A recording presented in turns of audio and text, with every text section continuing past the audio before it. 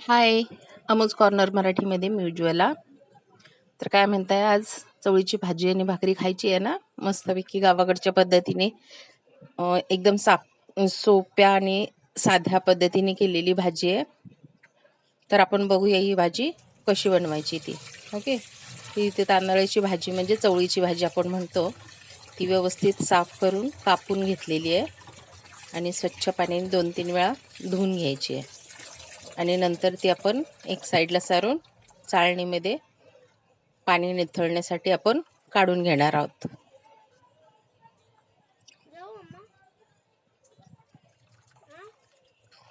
शेतकऱ्यांच्या घरी शेतामध्ये अशी एकदम ताजी ताजी वरवर खुडली जाते भाजी. मी पण लहान असताना माझ्या काकांच्या शेतातली भाजी अशीच छानपैकी खुडून आणायची.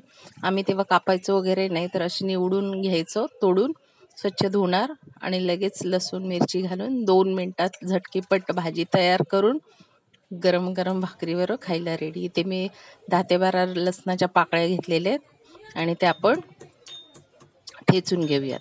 ह्या भाजीला तुम्ही लसूण जास्त वापरला तर चव अतिशय छान येते त्याची. तर मला ही भाजी मी जेव्हा जेव्हा करते तेव्हा माझ्या काकांच्या मळ्याची आठवण आवर्जून होते. पण ते दिवस गेले ना आता. तर ठीक आहे, आपल्याला जी भाजी मिळते तांदळाची किंवा चवळीची, आपण घरगुती सुद्धा असं करून खाऊ शकतो. तर इथे 2-3 मिरच्या मी कट करून घेतलेल्या आहेत. भाजी निथळून, भाजीतलं पाणी निथळून भाजी सुकी सुकी छान झालेली आहे. तर कढई तापायला ठेवूया आणि 1-2 छोटे चमचे होईल एवढं तेल घ्यायचं.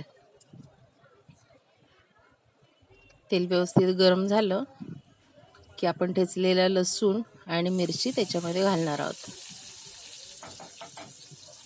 हे दोन्ही जरी तेलात पदार्थ पडले तर असा खमंग वास सुटतो ना, मस्त. हे छान परतवून घेऊया आपण.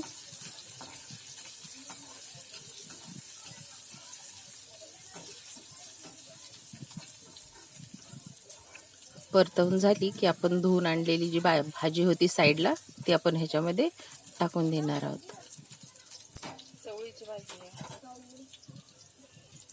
छान असा ब्राऊन कलरचा थोडासा लसूण व्हायला लागला, जास्त करपवायचा नाही.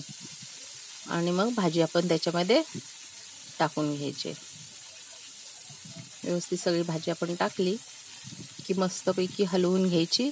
ह्याला कुठल्याही पाणी टाकायचं प्रकारच नाही आहे. पाणी ह्याच्यामध्ये बिलकुल टाकायचं नाही, कारण ह्या भाजीला आपण थोडंसं मीठ टाकलं की आपणच पाणी सुटणार आहे. ठीक आहे, ही वाफेवरती शिजवली जाते भाजी. कोण कोण भाजी शिजवून मग पिळून वगैरे करतात, तीही छान लागते, पण त्यातलं तसं सत्व निघून जातं. ठीक आहे, तर मी ही डायरेक्ट भाजी शिजायला घातलेली आहे. असं व्यवस्थित आपण मिक्स करून घ्यायचं आणि परतताच तुमच्या लक्षात येईल की भाजीला पाणी सुटायला लागलेलं आहे.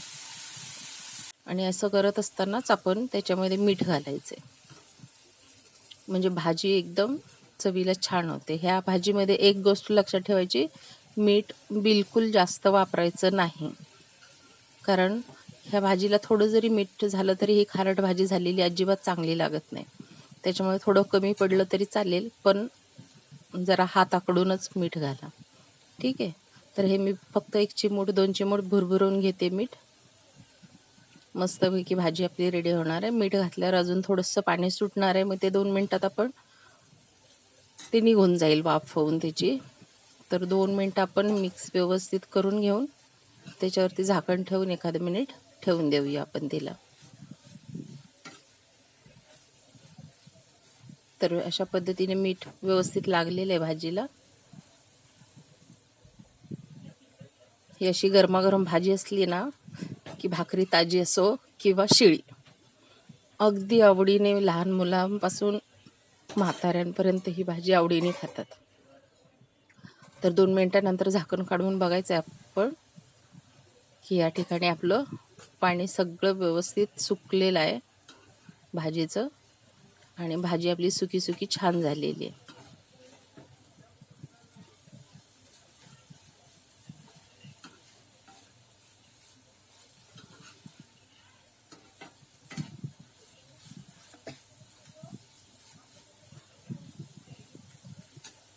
तर अशी पालेभाजी आपली चवळीची पालेभाजी रेडी झालेली आहे अगदी काही मिनिटामध्येच.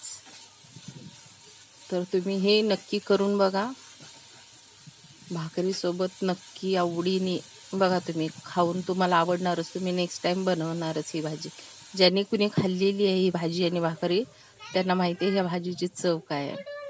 ठीक आहे, तर तुम्ही ट्राय करा. कसं वाटलं लाईक कमेंट शेअर जरूर करा आणि सबस्क्राईब करायला विसरायचं नाही आहे.